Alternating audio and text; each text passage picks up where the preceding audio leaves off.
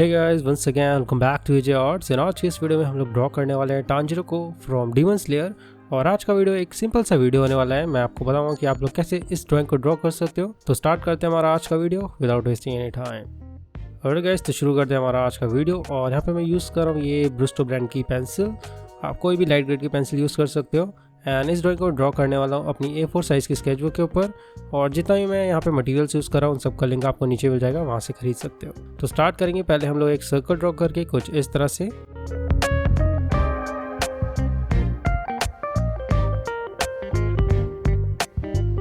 एंड अब इस सर्कल में हम लोग ड्रॉ करेंगे कुछ लाइंस को कुछ इस तरह से। तो जितनी भी आप लाइंस ड्रॉ कर रहे हो बहुत लाइटली, बहुत हल्के हाथों से ड्रॉ करना, क्योंकि एक रफ स्केच है और इन लाइंस को हम सिर्फ गाइडलाइन की तरह यूज़ करेंगे।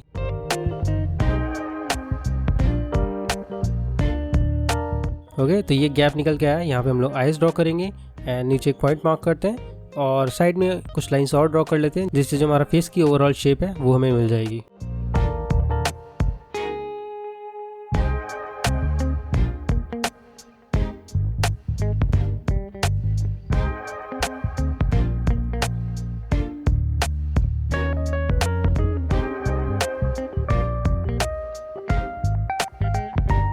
ओके, तो अब इस शेप को हम लोग मेजर कर लेते हैं और नीचे 2 पॉइंट मार्क करते हैं, जिससे हमारे बॉडी का जो डिस्टेंस है वो हमें मिल जाएगा।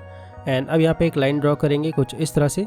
और इस लाइन का जो डिस्टेंस है वो कितना होगा, जो हमारा हेड है उससे मेजर करेंगे और 1/2 हमें ये लाइन ड्रॉ करनी है। एंड नीचे कुछ और लाइन्स ड्रॉ करेंगे हमारे हैंड के लिए कुछ इस तरह से, जैसे कि आप लोग यहाँ पे देख रहे होंगे। जो हमारा फर्स्ट पॉइंट है इसे थोड़ा सा नीचे तक रखेंगे।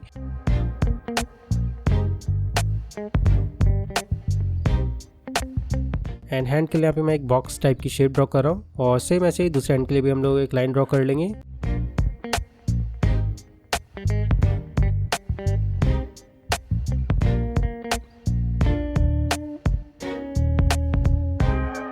एंड अब इन लाइंस के ऊपर हम लोग ड्रॉ करेंगे क्लोथ्स को। तो अब यहाँ पे आप लोग देखना किस तरह से मैं क्लोथ्स को ड्रॉ कर रहा हूँ। और एकदम एक्यूरेटली ड्रॉ नहीं कर रहा हूँ, मतलब एक एक जो शेप है, जो कर्व है वो ड्रॉ नहीं कर रहा हूँ। एक ओवरऑल शेप हम लोग यहाँ पे ड्रॉ कर लेंगे, जिससे हमें एक आइडिया लग जाए कि हमें इस एरिया में हमारे क्लोथ्स को ड्रॉ करना है। ठीक है।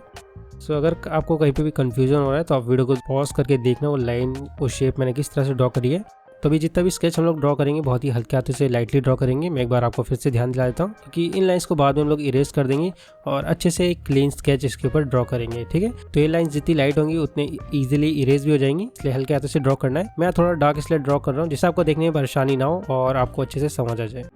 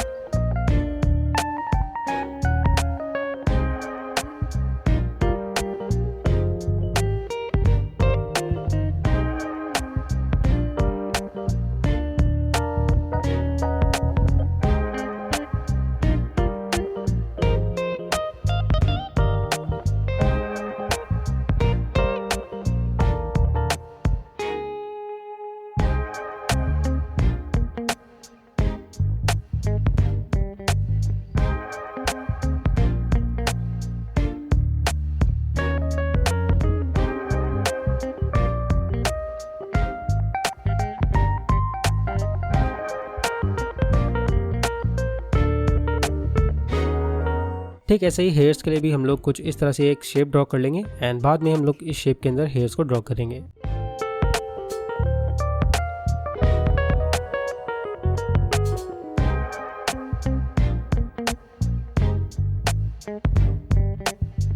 एंड अब यहाँ पे मैं एक इरेजर की हेल्प से अपनी स्केच को थोड़ा लाइटली इरेज करूँगा और जो हमने फर्स्ट लाइंस ड्रॉ करी थी उन्हें भी इरेज कर लेते हैं।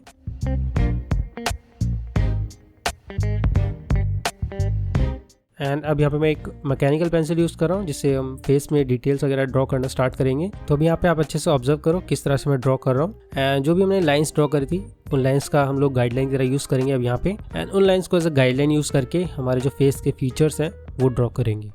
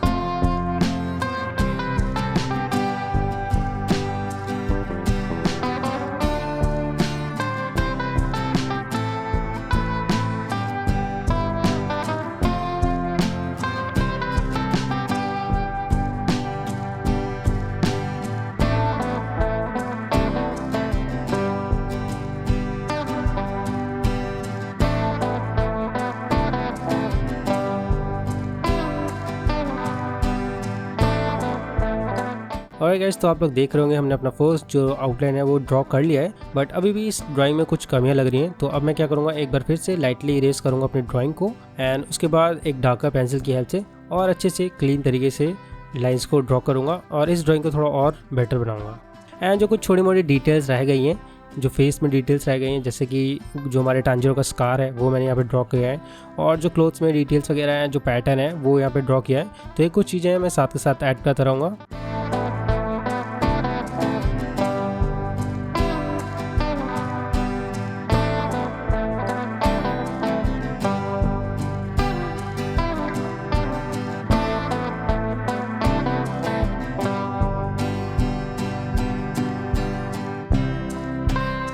और गाइस इतना सब कुछ कर लेने के बाद फाइनली हमारा ड्राइंग कंप्लीट हो गया है। एंड आप लोग देख सकते हो यहाँ पे मैंने एक डार्कर पेंसिल की हेल्प से थोड़ा सा डार्क किया अपने ड्राइंग को और थोड़ा बहुत शेडिंग वगैरह किया है क्लोथ्स वगैरह में एंड हेयर्स में थोड़ा शेडिंग किया है। तो आप लोग देख सकते हो हमारा final drawing. And I hope कि आप लोगों को ये सिंपल सा ट्यूटोरियल पसंद आया होगा, और इस तरह के और वीडियोस देखने के लिए प्लीज सब्सक्राइब करना। मैं मिलता फिर आपको नेक्स्ट वीडियो में, तब तक के लिए bye bye, take care and keep drawing.